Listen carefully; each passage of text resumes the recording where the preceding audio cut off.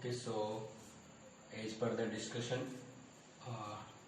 आज हम लोग आरबीएससी 12th क्लास मैथमेटिक्स का सिलेबस स्टार्ट करने वाले हैं। और टोटल आरबीएससी जो 12th मैथमेटिक्स है उसमें टोटल 16 चैप्टर है, 16 चैप्टर है, जिनको हर टीचर अलग अलग अपने वाइज यूनिट में डिवाइड करता है। तो मैंने पूरे जो 16 चैप्टर्स है, इन 16 चैप्टर्स को टोटल 7 यूनिट्स में डिवाइड करें और यूनिट वाइज ही इनके मार्क्स अपन डिसाइड करेंगे। तो एक यूनिट अपन इनमें से सिलेक्ट करेंगे और उस यूनिट के अकॉर्डिंग ही अपना सिलेबस स्टार्ट करेंगे। जो फर्स्ट ऑफ ऑल स्टार्टिंग के जो 2 चैप्टर है उन दोनों को मिला के एक यूनिट बनती है, जिसको फलन एवं प्रतिलोम वृत्तीय फलन, ये दोनों एक्सरसाइज उसके अंदर आती है।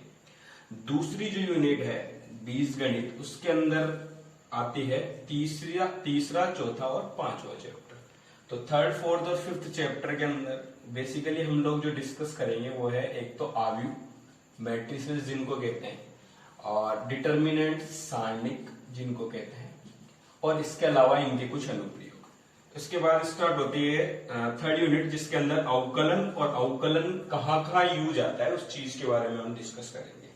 उसके बाद 4th यूनिट है समाकलन व उसके अनुप्रयोग, जिसमें 9 to 12 चैप्टर इसके अंदर जाएंगे। फिर 5th यूनिट है सदिश व त्रिविम ज्यामिति।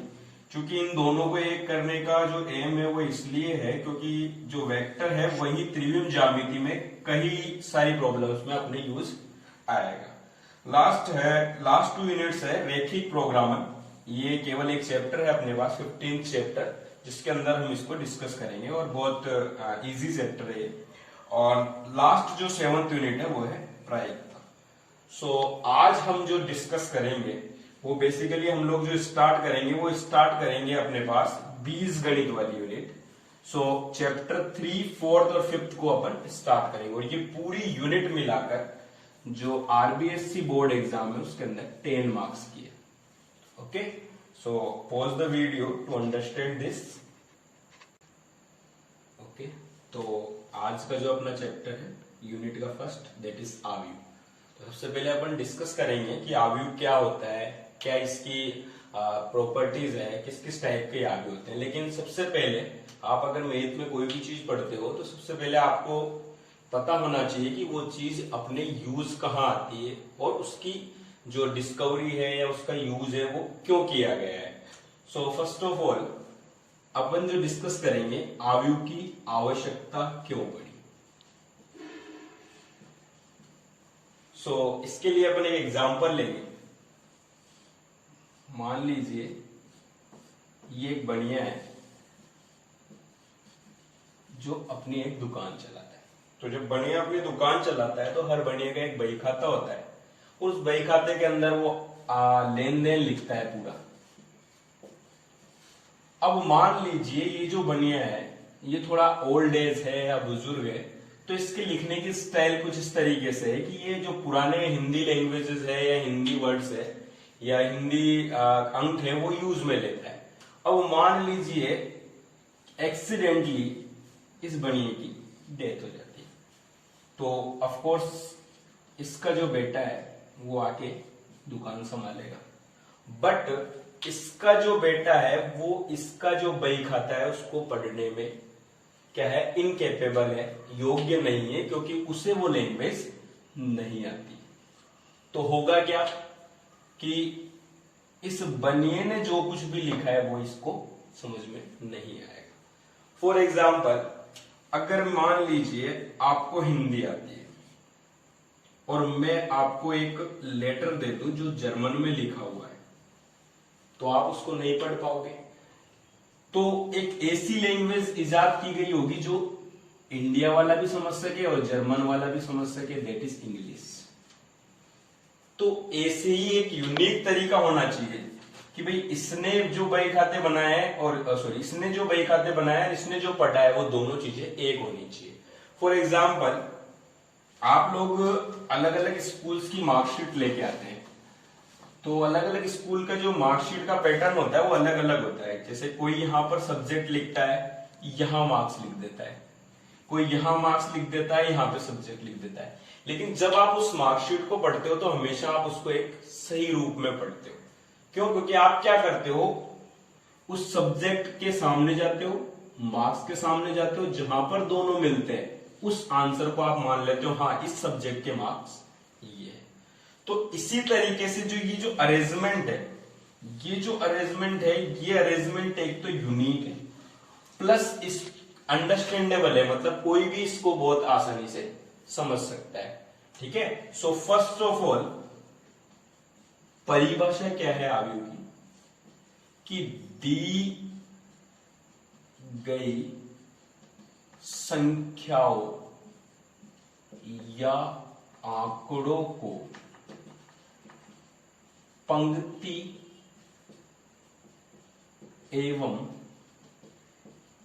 स्तंभ के रूप में आयताकार ढंग से प्रदर्शित करना आव्यूह कहलाता है। मीन्स आपके पास जो आंकड़े हैं उन आंकड़ों का एक ऐसा रिप्रेजेंटेशन का तरीका है ये, जिसके अंदर आप पंक्ति और स्तंभ रूप में आंकड़ों को प्रदर्शित करते हैं। और ये तरीका जो ये है ये यूनिक है, मतलब अगर कोई भी मैट्रिक्स को कोई पढ़ेगा या कोई भी आव्यूह को कोई पढ़ेगा तो वो दोनों का व्यक्ति चाहे अलग अलग हो लेकिन दोनों के जो मीनिंग निकलेगा उनसे वो सेम निकलेगा। सो एक बार वीडियो पॉज करके आप परिभाषा नोट कीजिए। सो एग्जाम्पल हम लोग लेते हैं, इस आव्यूह को मैंने आपको परिभाषा लिखा दी कि भाई आंकड़ों को पंक्ति और स्तंभों के रूप में प्रदर्शित करते हैं, लेकिन किस तरीके से करते हैं उस चीज को समझते हैं। सो बहुत कॉमन एग्जाम्पल जो अपन मैथ में शुरू से लेते हुए आ रहे हैं कि जब भी दो नाम लेने होते थे तो या तो राम श्याम लेते थे या अंजू मंजू लेते थे, तो अपन ने दो नेम ले लिए, एक का नाम अंजू और एक का नाम अंजू। ये दोनों मार्केट के लिए जाते हैं और मार्केट से कुछ थिंग या कुछ भी सामान परचेज करते हैं। मान लीजिए दो चीज परचेज करते हैं, एक है टी शर्ट और एक है जींस। तो अंजू ने 2 टी शर्ट और 3 जींस परचेज की और मंजू ने 4 टी शर्ट और 5 जींस परचेज की। सो अब आप इस चीज को देखें और मैं आपसे डायरेक्टली पूछूं कि अंजू ने कितनी जींस परचेज की, तो मेरे ख्याल से आप इस चीज को और इस चीज को मैच करेंगे। जहां पे ये क्रॉस हुई है वो चीज आपको क्या बता रही है, अंजू के द्वारा खरीदी गई जींसों की संख्या। अच्छा, उल्टा अगर मैं अंजू को यहां लिख के जींस और टी शर्ट को यहां लिखता तो भी वही चीज पढ़ी जाती। क्यों? क्योंकि आपको समझ में आ रहा है कि ये जो अवयव है ये दो चीजों के बीच में संबंध बता रहा है, जींस और अंजू के बीच में। सो अपने को एक चीज समझ में आई कि कुछ चीजें तो या कुछ अवयव तो ऐसे पढ़े जाते हैं, कुछ चीज तो, और कुछ चीज ऐसे पढ़ी जाती है। मीन्स कुछ चीजें क्षैतिज और कुछ चीजें ऊर्ध्वाधर। तो ये जो क्षैतिज लाइंस है ये कहलाती है आपके आव्यूह की पंक्तियां, आव्यूह की पंक्तियां। और ये जो ऊर्ध्वाधर लाइंस है ये आपके आव्यूह को कहलाती है स्तंभ, आव्यूह के स्तंभ। तो पंक्ति और स्तंभों के रूप में विभिन्न प्रकार के आंकड़ों को व्यवस्थित करने की जो व्यवस्था है, जो क्रम है, जो क्या बोलते हैं अरेंजमेंट है, वो अरेंजमेंट आपका क्या कहलाता है, आव्यूह। इसको मैट्रिक्स भी कहते हैं इंग्लिश में, क्योंकि मैट्रिक्स का जो मीनिंग होता है वो होता है जाल। तो जब आप इस चीज को देखेंगे तो एक जाल जैसी संरचना बन रही, इस वजह से इसका नाम मैट्रिक्स रखा गया है। तो ये एक रिप्रेजेंटेशन है। अब रिप्रेजेंटेशन में एक चीज समझते हैं अपन कि ये जो ब्रैकेट है, बड़ा ब्रैकेट, ये बड़ा ब्रैकेट जो है ये आपका रिप्रेजेंट करता है आव्यूह को, और ये इसका फिक्स नियम है कि इसी तरीके से इसको दर्शाते हैं। अब आव्यूह को इस तरीके से दर्शाते हैं, ये इसमें पंक्तियां हो गई, ये इसके अंदर स्तंभ हो गए। तो कुछ आव्यूह के नाम भी लिखे जाते हैं। मान लीजिए आप अपन जैसे कुछ कोई चीज की डिस्कस करते हैं तो ये एक्स है, ये वाई है, ऐसे आव्यूह के भी नाम होते हैं। तो आव्यूह के मेनली वैसे तो आप कोई भी नाम ले सकते हो, फिर भी जो नाम दिए जाते हैं वो दिए जाते हैं अल्फाबेटिक। और वो भी कौन से लेटर, कैपिटल लेटर। मीन्स आयु का नाम ए दे सकते हो, बी दे सकते हो, आपका नाम कुछ पी से स्टार्ट होता है, पी दे सकते हो, एम दे सकते हो, कोई भी नाम आप आयु का दे सकते हो। और आयु को रिप्रेजेंट करना, वो आपको रिप्रेजेंट करेगा ये जो ब्रैकेट है इसके अंदर जो अवयव होंगे वही इसका प्रदर्शन करेंगे। सो ये आपके पास एक अरेंजमेंट मैंने करके बताया है आयु का। सो इसको पॉज करके एक बार नोट कर लीजिए। ओके, सो आयु समझने के पहले कुछ टर्म्स है जिनके बारे में अपने को पता होना चाहिए। जैसे आप जब कोई चीज या कोई भी स्टडी करते हो तो आपको पता होना चाहिए कौन सी चीज को क्या बोलते हैं और किस किस चीज से वो रिप्रेजेंट की जाती है। तो एक आयु मैंने लिया है जिसका नाम ए है और इसके अंदर मैं फिलहाल के लिए कुछ अवयव मान लेता हूं। उन अवयवों के नाम लिख दिए जैसे मैंने 5, 3, 2, 1, 4, 6। ओके, अब देखिए यह आयु है ए। इसमें पंक्तियां अगर मैं देखूं तो पंक्तियां किनको कहते हैं, 36 लाइनों को। सो 1 नंबर और 2 नंबर, यानी कि इसके अंदर 2 पंक्तियां हैं। अब पंक्ति को इंग्लिश में कहते हैं रो, तो यानी ये कहलाएगी R1 और ये कहलाएगी R2। ऐसे अगर अपन कॉलम की बात करें या स्तंभ की बात करें तो कितने हैं, 1, 2 और 3 स्तंभ है। कॉलम को इंग्लिश में क्या कहते हैं, सॉरी स्तंभ को इंग्लिश में क्या कहते हैं, column. So it will be C1, C2, C3। तो यानी कि R1, R2 यानी R जो है वो तो रिप्रेजेंट करेगा रो को और ये जो सब्सक्रिप्ट है ये उस रो का नंबर बताएगा। इसी तरीके से C रिप्रेजेंट करेगा कॉलम को और ये सब्सक्रिप्ट जो है ये इसका नंबर बताएगा, यानी R1, R2 और C1, C2, C3। अब बात करते हैं इनकी।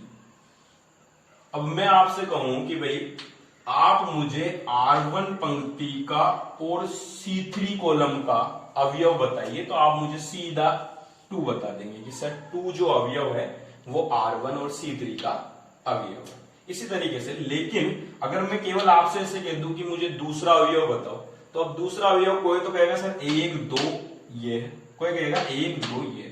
यानी कि ये जो अंदर अवयव है इन अवयवों का भी एक फिक्स नेम पद्धति होती है जिसके बारे में हम डिस्कस करेंगे। सो अवयवों के जो अवयव है वो कहां पर स्थित होते हैं, जहां पर पंक्ति और कॉलम एक दूसरे से मिलते हैं उस जगह पर ये स्थित होते हैं। और जो आपके अवयव का नाम है मींस ए, तो उसके छोटे नाम से इनको रिप्रेजेंट किया जाता है। मतलब सब ए कहलाएंगे। लेकिन ध्यान से देखिए यहाँ पे पंक्ति कौन सी है, पहली, और कॉलम कौन सा है, पहला, यानी ये कौन सा अवयव कहलाएगा, A11। फिर आगे चलते हैं, यहाँ पे पंक्ति कौन सी है, पहली, और स्तंभ कौन सा है, दूसरा, यानी A12। यानी पहला अक्षर किसी भी अवयव में हमेशा किसको रिप्रेजेंट करता है, हमेशा पंक्ति को रिप्रेजेंट करता है, और दूसरा हमेशा किसको रिप्रेजेंट करता है, कॉलम को रिप्रेजेंट करता है। सो इसी तरीके से ये हो जाएगा A13। अब पंक्ति चेंज हुई है, A2 यानी पहला अक्षर पंक्ति, तो A21, A22, A23। सो यानी कि आपने अब 2 चीजें सीख ली।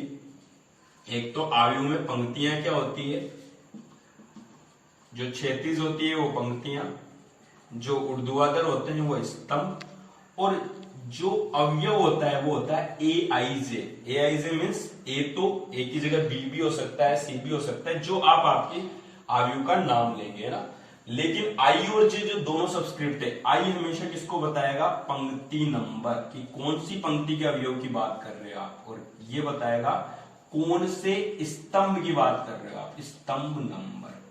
सो अब अपने को एक चीज पता लग रही है कि अगर मुझे पंक्तियों की संख्या और स्तंभों की संख्या पता हो तो कितने अवयव बनेंगे ये भी आपको पता लग जाएगा। फॉर एग्जाम्पल यहां पे पंक्तियां कितनी है, 2, और स्तंभ कितने हैं, 3।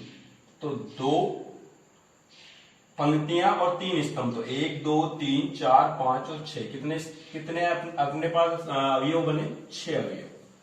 तो यानी अगर आपको आयु के बारे में ये पता हो कि पंक्तियों की संख्या कितनी है और स्तंभों की संख्या कितनी है, तो आप अवयवों की संख्या निकाल सकते हैं। सो ये जो चीज है ये एक बहुत इंपॉर्टेंट टर्म निकल के आएगी, दैट इज कॉल्ड क्रम और ऑर्डर ऑफ ए मैट्रिक्स। यानी कि किसी भी आयु का क्रम वो क्या होता है, उसकी पंक्तियों की संख्या गुणा का चिन्ह उसके स्तंभों की संख्या, केवल यहीं तक होता है। इसको सोल्व कर दोगे तो क्या निकल जाएगी, अवयवों की संख्या, यानी क्रम जो है वो केवल यहीं तक होता है कि जैसे अगर 3 पंक्तियां 2 स्तंभ में तो 3, अब इस ये जो क्रॉस साइन है इसको पढ़ा जाता है बाई 2/3, यानी कि 2 पंक्तियां और 3 स्तंभ, अगर दोनों को गुणा कर दोगे तो क्या निकल के आ जाएगी, अवयवों की संख्या। तो आपने सीखा क्रम, और क्रम के साथ क्या सीखा, अवयवों की संख्या। तो अगर किसी भी आयु में पंक्तियों की संख्या गुणा का चिन्ह, जिसको कि आप क्या बोलते हो बाई, और स्तंभों की संख्या, इन दोनों के गुणा को इस तरीके से अगर रिप्रेजेंट किया जाए 2/3, तो ये 2/3 तो इसका कहलाएगा क्रम, और इन दोनों का मल्टीप्लीकेशन यानी गुणनफल का जो आंसर आएगा 6, वो कहलाएगी इसके अंदर अवयवों की संख्या। अब मैं आपसे इसमें से जैसे मान लीजिए पूछता हूं 8 to 3 अवयव बताओ, मतलब मेरे दिमाग में क्या आना चाहिए, पहला अक्षर यानी दूसरी पंक्ति, और तीसरा क्या है, स्तंभ, तो दूसरी पंक्ति का तीसरा स्तंभ, यानी अवयव कौन सा होगा, 6 होगा उसकी वैल्यू। तो मीन्स आप अब हर एक अवयव को यूनिक नाम से पहचानने लग गए। अब आप नंबर नहीं बोलेंगे पहला दूसरा तीसरा, आपसे अगर मुझे चाहिए होगा अवयव तो मैं बोलूंगा A11 निकालो, A12 निकालो, A13 निकालो। सो क्रम और ऑर्डर को नोट करके, क्रम और अवयवों की संख्या को नोट करके, और उसके बाद आगे डिस्कस करेंगे। सो पॉज द वीडियो और इसको नोट डाउन करो आप अपनी अपनी लैंग्वेज में। सो मैंने यहाँ पे कुछ एग्जांपल्स लिए जो अपन ने लास्ट में जो कंसेप्ट डिस्कस किया है, उस डिस्कस कंसेप्ट को समझने के लिए। यहाँ पे 4 अलग अलग आयु मैंने आपको दिए, अपने को इनका क्रम और अवयवों की संख्या बतानी है। सो पहले आयु की बात करें, सो पंक्तियों की बात करें तो 1 2 3, यानी R1 R2 R3, यहाँ पर C1 C2 C3, मतलब कितनी पंक्तियां हैं, 3, और स्तंभ कितने हैं, 3। सो अगर क्रम की बात करूंगा तो कैसे लिखूंगा, 3/3, बस इतने, क्योंकि अगर मल्टीप्लाई कर दिया तो क्या आ जाएगी, अवयवों की संख्या। और मेरे से पूछा जाए अवयवों की संख्या, तो 3 को 3 से मल्टीप्लाई किया तो 9, तो 1 2 3 4 5 6 7 8 9 टोटल अवयव हो गए। सेम इसी तरीके से अगर इसका डिस्कस करेंगे तो क्रम कितना हो जाएगा, 2 तो पंक्तियां हैं R1 R2, स्तंभ कितने हैं, 1 2 3, सो क्रम क्या हो जाएगा, 2/3, और अवयवों की संख्या, अवयवों की संख्या हो जाएगी कितनी, 6। सेम यहां पर अब की बार पंक्तियां कितनी है, 1 2 3, यानी R1 R2 R3, और स्तंभ C1 एंड C2। सो क्रम क्या हो जाएगा, क्रम तो हो जाएगा 3/2, और अवयवों की संख्या कितनी हो जाएगी, अवयवों की संख्या हो जाएगी 6। और यहां पर R1 R2 C1 C2, 2 पंक्तियां 2 स्तंभ, तो क्रम हो जाएगा 2/2, और अवयवों की संख्या हो जाएगी 4। सो आई होप कि आप लोगों को अच्छे से समझ में आ गया होगा कि अवयवों की संख्या और क्रम में क्या डिफरेंस है। तो एक बार इसको पॉज करके इन एग्जांपल्स को नोट करें और उसके बाद अपन आगे डिस्कस करें। ओके, सो अब पहला क्वेश्चन जो अपने 1 मार्क्स में बहुत बार आरबीएससी में पूछा जाता है, और आपकी जब आप बुक खोलोगे तो बुक में भी चैप्टर में क्वेश्चन, पहला क्वेश्चन है कि या तो आपको क्रम दे देगा और अवयवों की संख्या पूछेगा, या अवयवों की संख्या देके पॉसिबल क्रम पूछेगा। तो क्रम देके अगर अवयवों की संख्या पूछे जब तो बहुत आसान है कि आप दोनों को मल्टीप्लाई करेंगे, जो आंसर होगा दैट इज द अवयवों का जो भी नंबर है वो हो जाएगा। बट अगर अवयवों की संख्या दे दे 6, और अब आपसे पूछे कि टोटल कितने क्रम पॉसिबल है, तो ध्यान से देखिए, अगर कोई आयु 2/3 का है तब भी अवयवों की संख्या तो 6 ही होगी, 3/2 होगा तब भी अवयवों की संख्या तो 6 ही होगी। अच्छा, 6/1 का भी तो अवयव हो सकता है, तो भी अवयवों की संख्या 6 होगी, और 1/6 होगा तब भी अवयवों की संख्या 6 ही होगी। सो अपन ने क्या देखा कि अगर अवयवों की संख्या देके क्रम के बारे में पूछा जाए तो मे भी पॉसिबल है कि ज्यादा ये नंबर ऑफ जो ऑर्डर है, नंबर ऑफ क्रम है, वो आपके पास अवेलेबल हो।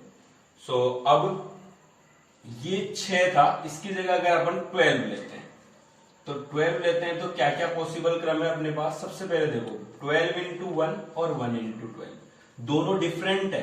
क्यों? क्योंकि इसमें 12 पंक्तियां हैं, एक स्तंभ है, जबकि इसमें एक पंक्ति है और 12 स्तंभ है।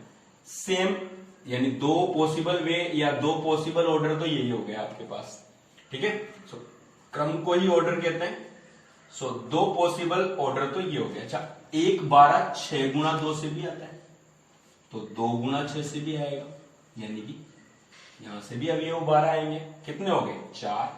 अच्छा, 4 गुणा 3 और 3 गुणा 4, ये भी तो 12 आता है। तो यानी 1 2 3 4 5 6, यानी टोटल कितने हो गए अपने पास? 6 क्रम संभावित है। कितने क्रम संभावित है? 6 क्रम संभावित है। अब कई सारे बच्चे क्या करते हैं, ट्रिक बनाने के चक्कर में, जैसे मान लीजिए मैं आपसे चॉइस का पूछता, तो चॉइस का पूछते तो आप में से बहुत सारे बच्चे कहते सर 24 गुणा 1 और 12 गुणा 2 और 6 गुणा 4 और 8 गुणा 3 और क्या बोलते हैं 8 गुणा 3 6 गुणा 4, मेरे ख्याल से 6 गुणा 4 आगे से चारों। अच्छा, अब देखो, अब 24 गुणा 1 है तो 1 गुणा 24 भी होगा, 12 गुणा 2 है तो 2 गुणा 12 भी होगा, 6 गुणा 4 है तो 4 गुणा 6 भी होगा, और 8 गुणा 3 है तो 3 गुणा 8 भी होगा। मीन्स आप में से कई सारे बच्चे क्या करते हैं, एक एक पेयर निकाल के उसका दुगना कर देते हैं। हाँ, बिल्कुल सही आंसर है, 1 2 3 4 5 6 7 8, बिल्कुल सही है, कुछ भी गलत नहीं है इसमें। लेकिन ये कितना था? 24। अब मैं लेता हूं 25। कितने अवयवों की संख्या कितनी है? 25। तो अवयवों की संख्या अगर 25 है तो पॉसिबल वेज देखो आप, 25 गुणा 1 और 1 गुणा 25, बिल्कुल सही है, कोई दिक्कत नहीं है इसमें। और अगला कौन होगा? 5 गुणा 5। अच्छा, इसको उल्टा करोगे तब भी 5 गुणा 5 ही होगा। मीन्स जब आप बात करते हो एक पूर्ण वर्ग संख्या की, कौन सी संख्या होती है पूर्ण वर्ग? जिसका वर्गमूल पूरा पूरा निकलता है, तो आपको दुगने नहीं कर सकते आप, क्योंकि एक क्रम उनके अंदर क्या हो जाएगा? कम हो जाएगा, क्योंकि इसको आप अगर अपोजिट भी करोगे तो भी 5/5 ही आएगा। इसी तरीके से अगर मैं 36 की बात करूं तो देखो 9 गुणा 4 4 गुणा 9, बिल्कुल सही है। 36 गुणा 1 1 गुणा 36, बिल्कुल सही है। उसी तरीके से 12 गुणा 3 और 3 गुणा 12, ये भी बिल्कुल सही है। यानी आपने इतने सारे पॉसिबल वे देखे, 1 2 3 4 5 6, लेकिन 6 गुणा 6 तो एक ही बार आएगा। क्यों? क्योंकि उल्टा करोगे तब भी 6 गुणा 6, तो 1 2 3 4 5 6 7, तो 8 होने थे 4 के हिसाब से, लेकिन एक कम हो गया, क्योंकि संख्या कैसी थी? पूर्ण वर्ग संख्या थी। कौन सी संख्या थी? पूर्ण वर्ग। तो पहला क्वेश्चन आपके पास जो बनता है वो इसी तरीके से बनता है कि अगर आपको अवयवों की संख्या दे रखी है और अवयवों की संख्या देके वो आपसे पूछता है टोटल संभावित क्रम कितने हैं, तो इस तरीके से क्रम निकालते हैं। बस अपने को एक चीज ध्यान रखनी है, जब आपसे पूर्ण वर्ग संख्या की बात होगी तो क्रम में एक कम हो जाता है अपने आप ही, वो आप अगर पूरा पॉसिबल जितने भी पेयर है अगर वो बना के देखोगे तो इजीली आप लोगों को मिल जाएगा। ओके, सो अवयवों की संख्या और ऑर्डर से रिलेटेड जो पहला क्वेश्चन है एक्सरसाइज में, वो आप लोगों को समझ में आ गया है। सो एक बार pause the video to note it down, और इससे आप अलग अलग अवयवों की संख्या लेके खुद भी सोल्व करके देख सकते हो। सो पॉज करके एक बार नोट कर लीजिए। ओके, सो नेक्स्ट क्वेश्चन अपने पास है, आपने अवयव के बारे में डिस्कस किया। क्वेश्चन इस तरीके से आएगा कि एक अवयव कितने बाई कितने का भी हो सकता है। मान लीजिए 2/2 का आपको क्या करना है, 2/2 का एक अवयव इस प्रकार बनाए कि aij बराबर i प्लस जे बटा 2। तो मीन्स आपको 2/2 का अवयव बनाना है, मतलब उसमें पंक्तियां कितनी होंगी? 2, और स्तंभ भी कितने होंगे? 2। तो अब ए आई जे कह रहा है तो मतलब नाम क्या रहा होगा, कैपिटल है। ये ए आई जे किसका नाम है, अवयव होगा। तो ये अवयव क्या कहलाता है, A11, A12, A21 और A22। मतलब अगर मुझे इनकी वैल्यूज मिल जाए तो मैं इजीली आगे डिजाइन कर सकता हूं। लेकिन मुझे तो ये चीज दी है, तो अब एक चीज बताओ, आपने ये चीजें पढ़ी हुई है कि अगर आपको मैं ये दे दूं कि f(x) कोई फलन है, उसका मान है x², और मैं आपसे f5 की वैल्यू पूछूं तो आप x की जगह 5 रख देते हो, तो 5 का स्क्वायर कितना हो जाता है, 25। ऐसे ही निकालते हो। तो सेम चीज यहां पर है। आपको aij का सूत्र पता है, i और j, तो आपको पता है पहले वाला अक्षर i का काम करता है, दूसरा j का। सो अपन यहां लिखेंगे A11, यानी i की वैल्यू कितनी है 1 और j की कितनी है 1, इस सूत्र में रख दो।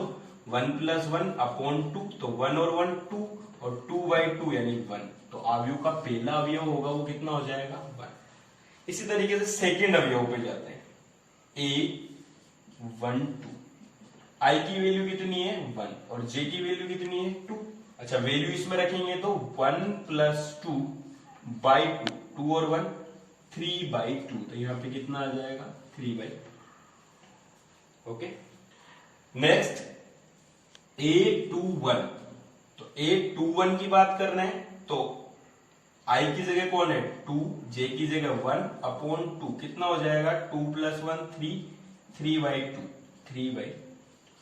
और लास्ट अवयव क्या है A22, मतलब i की वैल्यू 2 और j की वैल्यू 2, तो 2 + 2/2, 4/2, यानी कितना हो गया 2। अब अपन चारों अवयवों को अगर अपनी अपनी जगह पर रख देंगे तो ये 2/2 का अवयव डिजाइन हो गया और अपन ने सारे अवयव निकाल लिया। अच्छा, इस 2/2 की जगह अगर यहां पर हो जाता 2/3 तो अपन क्या करते, अपने को पता है कि अगर 2/3 है तो पंक्तियां तो 2 ही है, लेकिन स्तंभ कितने हैं 3, तो एक एक स्तंभ और बढ़ जाता तो C3, तो 1 3 यानी A13 और A23, यानी कि अपने को 2 अवयव और निकालने पड़ते A13 A23। सो 1 की वैल्यू, i की वैल्यू 1 3, तो 1 + 3/2, 4/2 कितना होगा 2, और 2 3, 2 + 3/2 यानी कितना हो जाता 5/2। तो यहाँ पे वैल्यू रख देते, तो यहाँ पे वैल्यू रख देते तो वापस क्या हो जाता 2 और 5/2, और इनकी वैल्यूज आपने पहले निकाल ही रखी है, तो अपने आप जो जितने बाई जितने का अवयव का आपको दिया होगा वो डिजाइन हो जाएगा। तो यहाँ पे एक एग्जाम्पल और लेके मैं समझाऊंगा। सो पहले इस एग्जाम्पल को नोट करें और खुद भी करके देखें कि क्या आपको 2/3 का अवयव डिजाइन करना है, और जो अवयव के जो अवयव है उस अवयव की जो डेफिनेशन है वो दी गई है aij बराबर i + j/2। इस फॉर्मूले की जगह आपको i और j में कुछ और रिलेशन भी दिया जा सकता है, उसके अकॉर्डिंग अपन चेंज करेंगे। सो इसके बाद मैं एक क्वेश्चन और लेके बताऊंगा आपको, फिर अपन आगे डिस्कस करेंगे। सो एक बार पॉज द वीडियो और इसको नोट कर लीजिए आप। ओके, सो नेक्स्ट क्वेश्चन है अपने पास, एक 2/3 क्रम के अवयव का निर्माण कीजिए जिसके अवयव aij बराबर 2i - 3j और ये है इसका पूरे का मोड। सो मोड के बारे में अपन जानते हैं कि जब आउटपुट वैल्यू ये देगा तो आउटपुट वैल्यू पॉजिटिव होनी चाहिए, नेगेटिव वैल्यू अपन होगी तो भी उसको किसमें कन्वर्ट कर देंगे, पॉजिटिव में। काम वही है, 2/3 का है तो पहले आप लिखोगे 2 पंक्तियां और 3 स्तंभ C1 C2 और C3। तो अवयव कितने हो गए 2/3 यानी 6। पहला अवयव क्या कहलाएगा 1 1 1 2 1 3, 2 1 2 2 2 3। अब अभी तो ये अपने लिखा है, अवयव तो निकले ही नहीं, तो अवयव भी नहीं निकलेगा। सो फर्स्ट ऑफ ऑल अवयव A11 मतलब i की वैल्यू भी 1, j की वैल्यू भी 1, इसमें रखेंगे तो अंदर क्या होगा 2 गुना i की जगह कितना है 1 माइनस 3 गुना i की जगह कितना है 1 और पूरे का क्या है मोड। तो 2 - 3, अब 2 में से -3 जाएगा तो माइनस का 1 आएगा, लेकिन माइनस का 1 तो आएगा लेकिन क्या लगा हुआ है मोड, तो क्या हो जाएगा प्लस का 1। तो इसके बराबर में लिख के यहाँ पे क्या लिख दिया आपने प्लस का 1। ओके, इसी तरीके से A12 की बात करें तो i की वैल्यू 1 और j की वैल्यू 2, वापस इसी फॉर्मूले में रखेंगे 2i, तो 2 को 1 से गुना किया तो 2 - 3j, तो j की वैल्यू कितनी है 2, तो 6 हो जाएगा।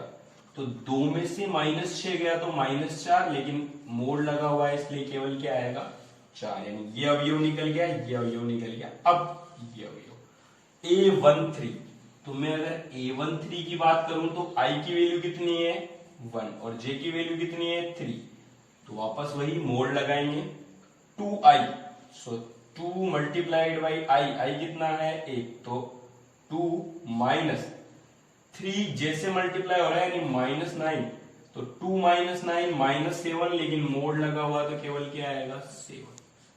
सो पहली पंक्ति कंप्लीट हो गई। दूसरी पंक्ति पे आते हैं।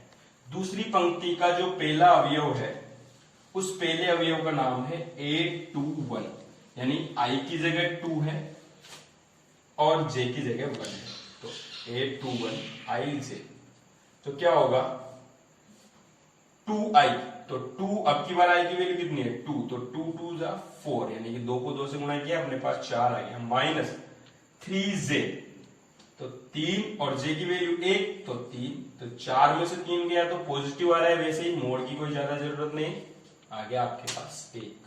ओके, A21 के बाद A22, i की वैल्यू 2, j की वैल्यू भी 2, अगर वैल्यू निकालेंगे तो क्या आएगा अपने पास 2i, यानी कि 2 को 2 से मल्टीप्लाई किया 4 और 3j, तो 3 और j की वैल्यू कितनी है 2, तो 3 को 2 से गुणा किया तो 6, यानी आंसर आ रहा है -2, लेकिन -2 तो हो ही नहीं सकता क्योंकि अपने पास मोड लगा हुआ है, यानी +2।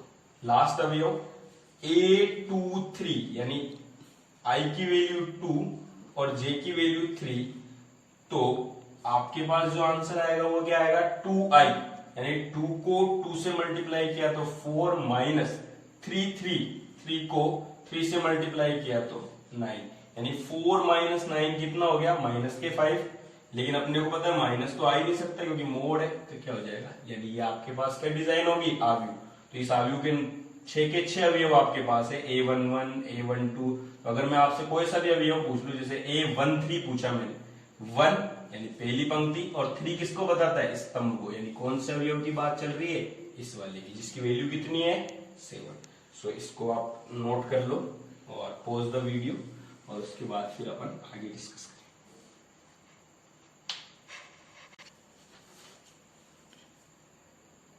ओके, सो नेक्स्ट चीज है कोटि और क्रम। देखो कोटि और क्रम, इस क्रम तो आप लोगों ने डिस्कस कर ही लिया, क्रम में तो आपको कोई ज्यादा दिक्कत है नहीं, लेकिन ये जो चीज है कोटि, ये एक बहुत इंपॉर्टेंट चीज भी है, और प्लस एज ऑफ नाउ मतलब 12वीं क्लास के अंदर आपको केवल इतना ही ध्यान रखना है कि कोटि जो है वो विशेष प्रकार के आव्यूह में ही निकलती है। तो जब अपन आव्यूह के प्रकार पढ़ेंगे तभी अपने को पता लगेगा कि वास्तव में कोटि किस चीज को डिस्कस करती है। आप केवल एक चीज ध्यान रखनी है कि कोटि एक ऐसा नंबर है जो अकेले ही किसी आव्यूह के क्रम को प्रदर्शित करती है। मीन्स कोटि कोई ना कोई नंबर होगी, मान लीजिए आप जब आगे पढ़ेंगे तो जैसे 2 कोटि या 3 कोटि इस तरीके से, तो कोटि एक नंबर होगी, अकेले ये नंबर रिप्रेजेंट कर देगा क्रम को। अब क्यों कर देगा, क्योंकि जब भी कोटि पूछी जाएगी तो एक विशेष प्रकार का आव्यूह उसके साथ जोड़ दिया जाएगा। तो ये जो 2 नंबर है ये अलग अलग आव्यूह में अलग अलग चीज का काम करेगा। हो सकता है किसी में ये पंक्ति का काम करे, किसी में स्तंभ का काम करे, किसी में पंक्ति और स्तंभ दोनों का काम करे। तो ये डिपेंड करता है किस पे, टाइप ऑफ मैट्रिक्स, यानी आव्यूह के प्रकार पर। तो जब तक प्रकार डिस्कशन नहीं होगा तब तक ये कोटि आप लोगों के समझ में नहीं आएगी। सो इसलिए कोटि डिस्कस करने से पहले कोटि को केवल इतना याद रखो आप कि कोटि एक ऐसा नंबर है विशेष प्रकार का जिससे अकेले ही आप आव्यूह की दोनों चीजों को रिप्रेजेंट कर सकते हो, पंक्ति को भी और स्तंभ को भी। लेकिन उसके लिए कोई ना कोई शर्त आव्यूह पे जरूर होगी। डायरेक्टली आपसे मैं नहीं कह सकता कि ये एक आव्यूह लो और ये 3 4 5 1 2 3 इसकी कोटि निकालो। तो इस तरीके के आव्यूह है जिनमें कोई विशेष प्रकार की विशेषता नहीं है, उनमें जो क्रम होगा वही कोटि होगा, क्योंकि आप अकेले एक नंबर से उसके आव्यूह के जो क्रम है उसकी पंक्ति और स्तंभों की संख्या दोनों को रिप्रेजेंट नहीं कर पाओगे। इसलिए कोटि को डिस्कस करने के लिए मैं जैसे जैसे आपको आव्यूह पढ़ाऊंगा उन आव्यूहों के अंदर आपको मैं ये चीज भी बताऊंगा कि किस आव्यूह में कोटि किस तरीके से डिसाइड होती है, कि उसकी कोटि किसको रिप्रेजेंट करती है, या वो जो कोटि का नंबर होगा वो उस आव्यूह के अंदर विशेष रूप से किसको रिप्रेजेंट करता है। ये अभी अगले टॉपिक में आप लोगों को क्लियर हो जाएगा। तो अभी तक के लिए आप केवल ये नोट करो कि कोटि एक विशेष प्रकार के आव्यूह के लिए निकलता है। कोटि एक ऐसा नंबर है जो अकेले ही किसी आव्यूह के क्रम को प्रदर्शित करने की क्षमता रखता है या प्रदर्शित करता है, और ये आव्यूह के प्रकार पर निर्भर करता है। कोटि जो डिस्कस होगी वो आव्यूह के प्रकार पर निर्भर करती है। सो वीडियो को पॉज करके एक बार ये डेफिनेशन आप लोग नोट कर लो अपने अपने नोट्स में, अपनी अपनी लैंग्वेज में, और उसके बाद अपन नेक्स्ट टॉपिक है आव्यूहों के प्रकार। तो आव्यूहों के प्रकार के बारे में डिस्कस करने से पहले अपने को पता है आव्यूह किस किस से बताता है अपने को, एक तो पंक्ति से और एक स्तंभ से, इन्हीं से अपने को आव्यूह का क्रम पता लगता है।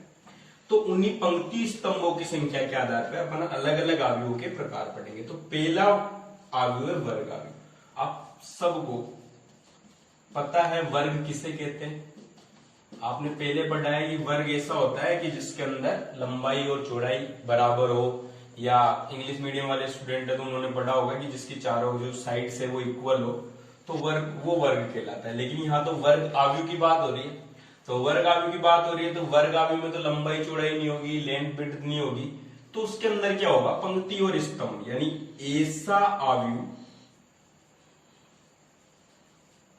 जिसमें पंक्ति एवं स्तंभों की संख्या समान हो। मीन्स अगर 2 पंक्ति है तो 2 ही स्तंभ होने चाहिए, 3 पंक्ति है तो 3 ही स्तंभ होने चाहिए, 4 पंक्ति है तो 4 स्तंभ होने चाहिए। तो ऐसे आव्यूह क्या कहलाएंगे, आपके स्क्वायर मैट्रिक्स या वर्ग आव्यूह।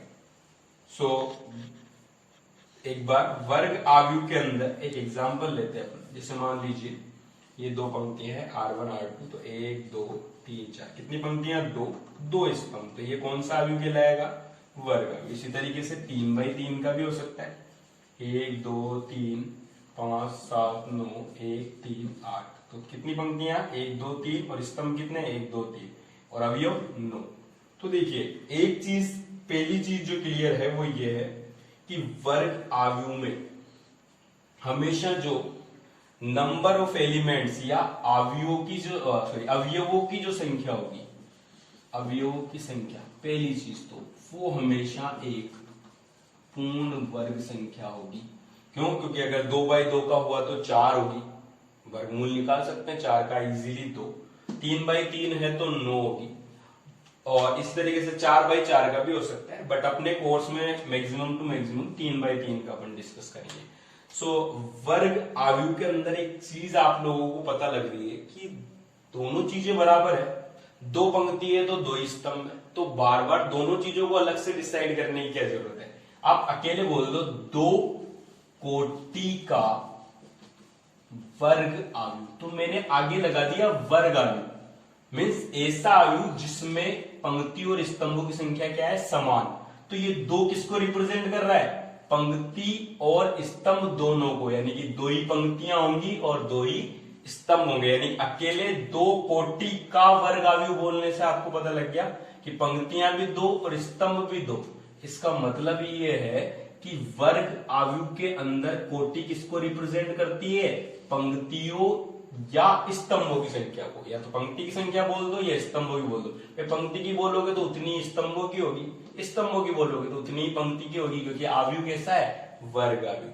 तो एक जो नोट है, स्पेशल नोट, वो ये है कि कोटि किसके अंदर, इस वर्ग आव्यूह के अंदर, वर्ग आव्यूह के अंदर जो कोटि है वो पंक्ति या स्तंभ की संख्या को प्रदर्शित करती है। सो आपने एक चीज सीखी कि कोटि किसके अंदर, वर्ग आव्यूह के अंदर। अब वर्ग आव्यूह के अंदर पंक्ति और स्तंभों की संख्या बराबर है, तो दोनों को दो बार लिखने की जरूरत नहीं है। आप अकेले बोल सकते हो कि दो कोटि का वर्ग आव्यूह, मतलब दो ही पंक्तियां हैं, दो ही स्तंभ है। तीन कोटि का बोलोगे तो तीन ही कोटि है, तीन ही स्तंभ है। तो वर्ग आव्यूह बोलने के बाद ये चीज डिसाइड हुई है, इसलिए मैंने कहा था कि कोटि आव्यूह के प्रकार पर निर्भर करती है। तो यहां से क्या हो गया, कोटि यहां पर वर्ग आव्यूह के अंदर स्पेशली कोटि किसको बताती है, पंक्ति या स्तंभ की संख्या को। तो वर्ग आव्यूह आपका डिस्कस हो गया। वर्ग आव्यूह के बाद कुछ चीजें और डिस्कस करेंगे, एक बार पॉज करके ये सारी चीजें आप लोग नोट करें। सो नेक्स्ट इंपॉर्टेंट कंसेप्ट वो है वर्ग आव्यूह का विकर्ण। तो आपने एक चीज सीखी, मैं 3x3 से आपको बता रहा हूं कि ये एक वर्ग आव्यूह है, मतलब इसमें जितनी पंक्तियां होंगी उतने स्तंभ होंगे। तो मैं 3 पंक्तियां और 3 स्तंभ का एक छोटा सा वर्ग आव्यूह मैंने ले लिया। तो एक चीज आप नोटिस कर रहे होंगे, बात कर रहा हूं मैं किसकी, विकर्ण की। तो विकर्ण आपने आयत और वर्ग में बहुत सारे खींचे होंगे, ये चीज और एक ये। लेकिन इसको मैं अभी एक बार स्किप क्यों कर रहा हूं, मान लीजिए देखो इसमें कुछ चीज दिख रही है आपको। यहाँ पे ये जो अवयव है, इस अवयव में अपन ने पढ़ा है कि ये चीज आई और ये चीज जे। यहाँ पे कुछ दिख रहा है आपको, आई और जे बराबर है, यहाँ पर भी आई और जे बराबर है और यहाँ पर भी आई और जे बराबर है, मतलब 1 1 2 2 3 3। तो यानी कि ए से ये जो अवयव है ना, ये सारे कहलाएंगे मुख्य विकर्ण के अवयव। किसके, मुख्य विकर्ण के अवयव। और एक चीज और है, विकर्ण हमेशा वर्ग आव्यूह में ही एग्जिस्ट करता है। अगर आपका आव्यूह इस तरीके का है, 2/3 का मान लेते हैं अपन, 1 2 3 4 5 6, तो आप देखो अगर ऐसे ऐड करोगे तो फिर ऐसे जाके मिलेगा, ये तो विकर्ण ही नहीं बना। यानी विकर्ण हमेशा किसमें होता है, वर्ग आव्यूह में। और वर्ग आव्यूह में भी इस विकर्ण को अपन काउंट नहीं करते, इस विकर्ण की बात करते हैं, इसलिए इस विकर्ण को नाम दिया गया है मुख्य विकर्ण के अवयव। ये जो A11 A22 A33 है, ये मुख्य विकर्ण के अवयव कहलाते हैं। और इन अवयवों को पहचानने की जो तरीका है वो क्या है कि AIJ, और अवयव कौन से होने चाहिए, I बराबर J वाले। यानी कि जैसे I और J बराबर है, I और J बराबर है, I और J बराबर है, तो ये सारे अवयव कहलाएंगे विकर्ण के अवयव या मुख्य विकर्ण के अवयव। ठीक है।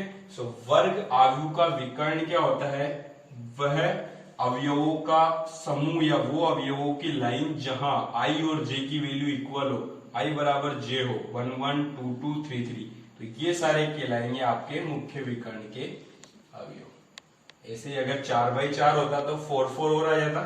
तो वर्ग का विकर्ण आप लोगों को समझ में आ गया, क्योंकि आगे के टाइप्स पढ़ने के लिए आपको विकर्ण की जरूरत पड़ेगी, इसलिए मैंने बताया। तो नेक्स्ट टाइप डिस्कस करेंगे, उससे पहले आप ये चीज नोट कर लीजिए।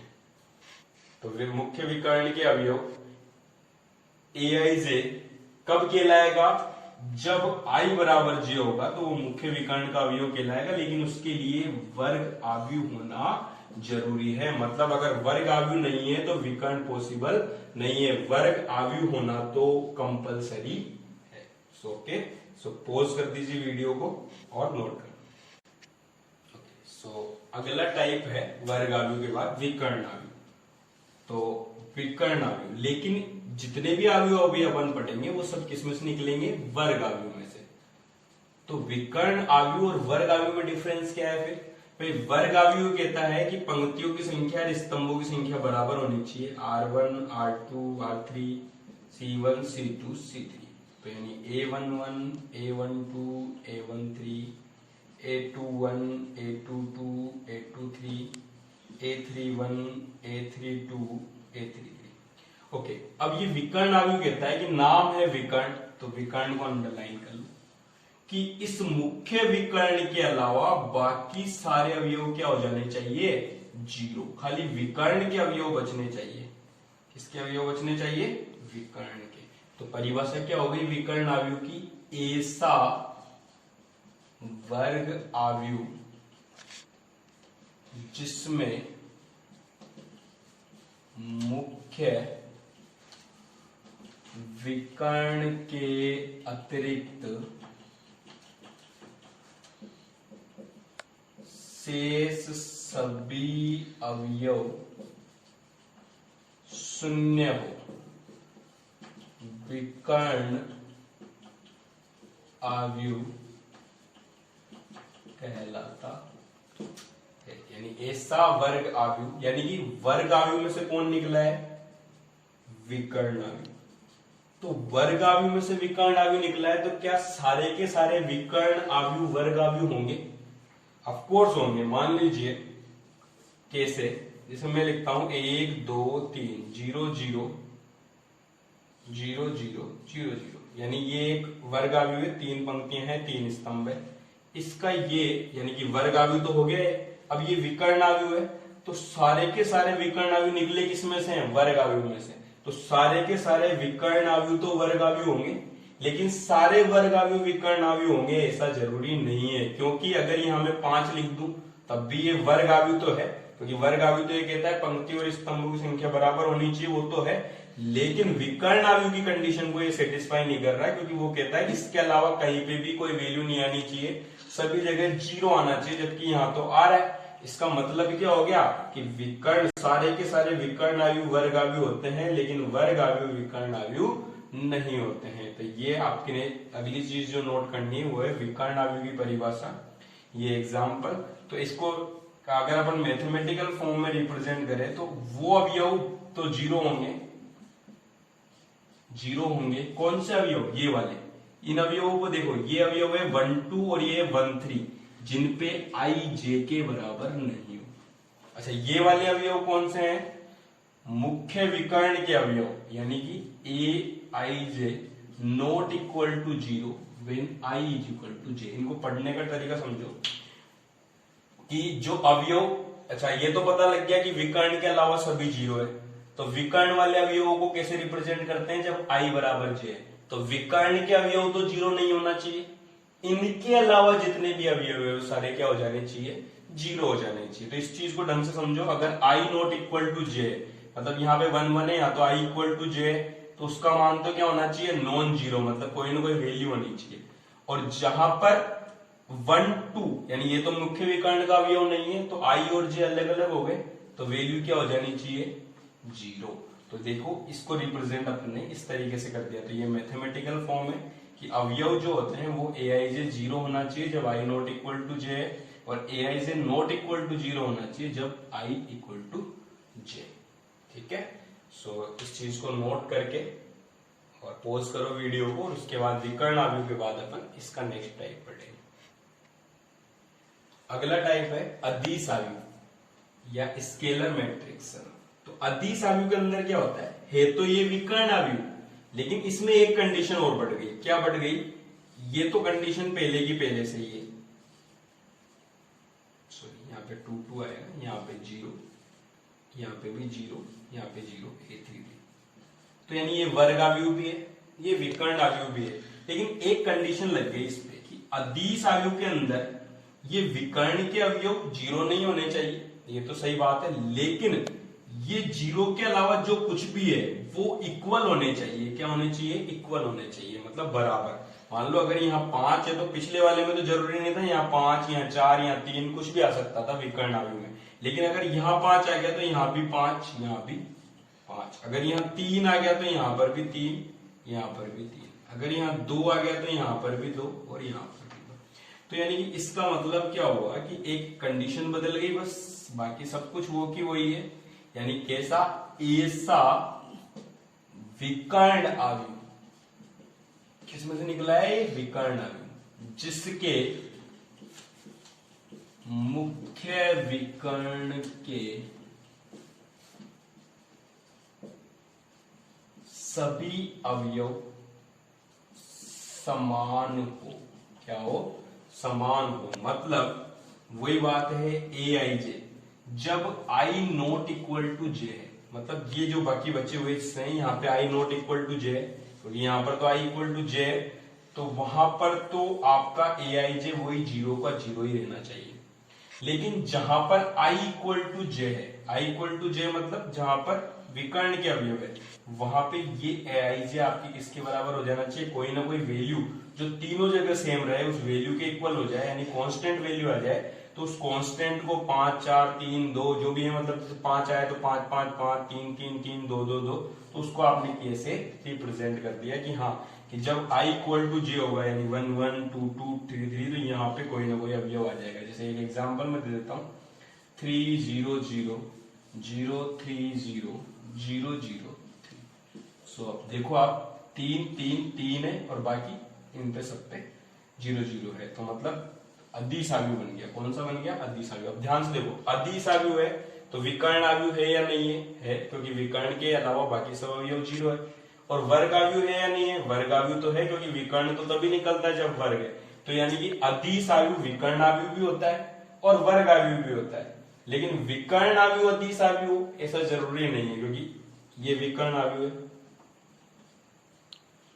लेकिन अदिश आव्यूह नहीं है, क्योंकि अवयवों की संख्या क्या है, अवयवों का जो वैल्यू है वो क्या है, अवयवों की अलग अलग है। जबकि अवयवों की वैल्यू इसमें क्या होनी चाहिए, सेम होना चाहिए। मान जो है अवयवों का वो सेम होना चाहिए। तो अदिश आव्यूह को नोट करेंगे। अब देखो, अदिश आव्यूह को नोट करने के बाद नेक्स्ट जो आव्यूह वो अदिश आव्यूह में से निकलेगा। तो अपन एक चीज देख रहे हैं, वर्ग आव्यूह में से निकला विकर्ण आव्यूह, विकर्ण आव्यूह में से निकला अदिश, तो अब अगला जो होगा वो अदिश में से ही निकलेगा। सो इसको पॉज करके फिर नेक्स्ट आव्यूह लिखेंगे। सो इसको पॉज कीजिए। सो अदिश आव्यूह के अंदर से निकल के आता है इकाई आव्यूह। नाम से पता लग रहा है, नाम है इकाई, मतलब जहां पे वो जो आपने अवयव रखा था ना बराबर बराबर, उस बराबर बराबर अवयव की जगह अब क्या आ जाएगा, एक, यानी कि फिक्स हो गया कि उस जगह पे कौन सा अवयव होना चाहिए, एक अवयव होना चाहिए। अब इसको एक ये नाम इंपॉर्टेंट है, आइडेंटिटी मैट्रिक्स और तस्मक आव्यूह भी कहते हैं। किसको, इकाई आव्यूह को। सो इकाई आव्यूह के अंदर क्या डेफिनेशन लगेगी, ऐसा विकर्ण आव्यूह जिसमें मुख्य विकर्ण के सभी अवयव एक इकाई हो। कितना हो, एक इकाई हो। तो मीन्स ये इस तरीके से बन जाएगी। सो आपको समझ में आ गया। अगर मैं 2/2 की बोलता तो 1 0 0 1 आता, लेकिन मैंने 3/3 बोला है तो 1 0 0 0 1 0 0 0 1। तो यानी कि ये फिक्स हो गया। पिछली बार आपने वही चीज aij बराबर, ये 0 रहेगा कब तक, जब तक i not equal to j है। लेकिन i इक्वल टू j है मतलब कौन से अवयवों की बात चल रही है, इनकी। यहाँ पे आपने k लिखा था ना, k की जगह भी यहाँ पे क्या लिखा हुआ जाएगा, 1। तो यहाँ पे आपको पता लग गया कि मुख्य विकर्ण के जो सभी अवयव है वो सारे अवयव क्या होने चाहिए, आपके पास एक होने चाहिए। और इसी मैट्रिक्स को आप कहते हैं आइडेंटिटी मैट्रिक्स। तो आइडेंटिटी मैट्रिक्स में, अब आइडेंटिटी मैट्रिक्स निकली किससे है, अदिश आव्यूह से। अदिश आव्यूह निकला किससे, विकर्ण आव्यूह से। विकर्ण आव्यूह किससे निकला है, वर्ग आव्यूह से। मतलब आइडेंटिटी मैट्रिक्स भी वर्ग आव्यूह होता है। तो अगर मैं आपको आइडेंटिटी मैट्रिक्स की कोटि दे दूं तो आपको पता लग जाएगा कि हाँ उसमें उतने ही पंक्ति और उतने ही स्तंभ होंगे, क्योंकि कोटि किसको बताती है, दोनों को, पंक्ति और स्तंभ दोनों की संख्या को। सो आई, और यहां पर अगर मैं 2 लिख दूं तो आई बताता है आइडेंटिटी मैट्रिक्स को और 2 बताता है इसकी कोटि को। कोटि 2 है मतलब पंक्तियों की संख्या 2, स्तंभों की संख्या 2। तो 1। अब आइडेंटिटी मैट्रिक्स है मतलब इकाई आव्यूह है, तो विकर्ण के अवयव कितने होंगे, 1 1। तो पहले आप ऐसे कर लो 1 1 1 2 2 1 2 2। तो देखो ये तो 0 होंगे क्योंकि ये तो विकर्ण के अवयव है ही, और विकर्ण के अवयव क्या होते हैं, 1। ऐसे मैंने 3/3 की बना रखी है। आप 4/4 की बनाएंगे तो उसको क्या कहते हैं, i4। इसको क्या कहेंगे, i3। तो अगर आपको कहीं क्वेश्चन में i2 लिखा हुआ मिल जाए, इसका मतलब है 2 कोटि की इकाई आव्यूह। तो अब आपको कोटि का इंपोर्टेंस समझ में आ रहा होगा कि अगर कोटि 2 है तो इसका मतलब यहाँ पे कोटि 2 रिप्रेजेंट कर रही है किसको, पंक्ति की संख्या को या स्तंभ की संख्या को। तो ये कौन सा आव्यूह है, ये इकाई आव्यूह किसमें से निकला है, वर्ग आव्यूह में से। तो यहां तक समझ में आ गया। तो एक मैं हेरे की एक चेन आपको बना के बताऊंगा जिससे आप बहुत आसानी से इस चीज को समझ सकते हो। जो मैं चीज बोल रहा था जिसमें आपको शायद कंफ्यूजन हो रहा होगा, मैं एक लाइन बोल रहा था कि सारे विकर्ण आव्यूह वर्ग आव्यूह है, लेकिन वर्ग आव्यूह विकर्ण आव्यूह नहीं है। तो उसके लिए मैं आपको एक चेन बना के एक छोटी सी ट्रिक बताऊंगा, उस ट्रिक के अकॉर्डिंग अपन इस चीज को करेंगे। सो पहले पहले आपके पास आया होगा वर्ग आव्यूह। वर्ग आव्यूह में से कौन निकला? विकर्ण आव्यूह। और विकर्ण आव्यूह में से कौन निकला? अदिश आव्यूह। और अदिश आव्यूह में से कौन निकला? इकाई आव्यूह। तो देखिए, जब मैं आपसे इसे पूछूं क्या सारे के सारे इकाई आव्यूह वर्ग आव्यूह होते हैं, तो मैं नीचे से ऊपर चल रहा हूं क्या? तो जब मैं नीचे से ऊपर चलूंगा तो बातें सही होंगी, मतलब इकाई आव्यूह वर्ग आव्यूह होंगे, इकाई आव्यूह अदिश आव्यूह भी होंगे क्योंकि नीचे से ऊपर चल रहा हूं, इकाई आव्यूह विकर्ण आव्यूह भी होंगे क्योंकि नीचे से ऊपर चल रहा हूं। लेकिन अगर मैं उल्टा चलता हूं, क्या सारे वर्ग आव्यूह इकाई आव्यूह होंगे? नहीं होंगे। तो इस चीज को रिप्रेजेंट, क्या सारे विकर्ण आव्यूह वर्ग आव्यूह होंगे? विकर्ण आव्यूह से कहां जा रहे हो? वर्ग आव्यूह। ऊपर चल रहे हो, ऊपर चल रहे हो, मतलब ये चीज सही है। लेकिन मैं उल्टा बोलता, क्या सारे वर्ग आव्यूह विकर्ण आव्यूह होते हैं? यानी वर्ग आव्यूह विकर्ण आव्यूह, नीचे आ रहा हूं, इसलिए ये चीज क्या है? गलत है। तो ये चीज इस ट्रिक से बहुत आसानी से समझी जा सकती है। इस चीज को आप नोट कर लो। और अपन एक दो एग्जांपल देखते हैं।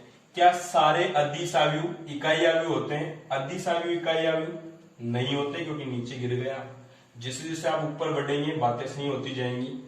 क्या अदिश, सारे के सारे अदिश आव्यूह विकर्ण आव्यूह होते हैं? बिल्कुल सही, क्योंकि अदिश आव्यूह से विकर्ण आव्यूह ऊपर चल रहे हो आप, ठीक है ना। यानी कि इस चेन में अगर आप नीचे से ऊपर जा रहे हो तो बात सही है, और ऊपर से नीचे आ रहे हो तो बात गलत है, ठीक है। तो इस चीज को नोट कर लो। लास्ट 2 टाइप डिस्कस करेंगे और उसके बाद आज की क्लास फिर दी गई। सो अगली चीज है पंक्ति आव्यूह। कौन सा आव्यूह? पंक्ति आव्यूह। नाम से पता लग रहा है पंक्ति आव्यूह, मतलब इसमें एक पंक्ति लगेगी। पंक्ति एक लगेगी मतलब स्तंभों की संख्या फिक्स नहीं है, 1 2, जैसे मान लीजिए ये पंक्ति तो फिक्स हो गई 1, लेकिन स्तंभों की संख्या तो कितनी भी हो सकती? 4 डैश डैश डैश, मैं मान लेता हूं n स्तंभ है। कितने स्तंभ है? n। यानी पंक्तियों की संख्या तो फिक्स है, कितनी है? 1। और स्तंभों की संख्या कितनी भी हो सकती है, मैंने उसको n माना है।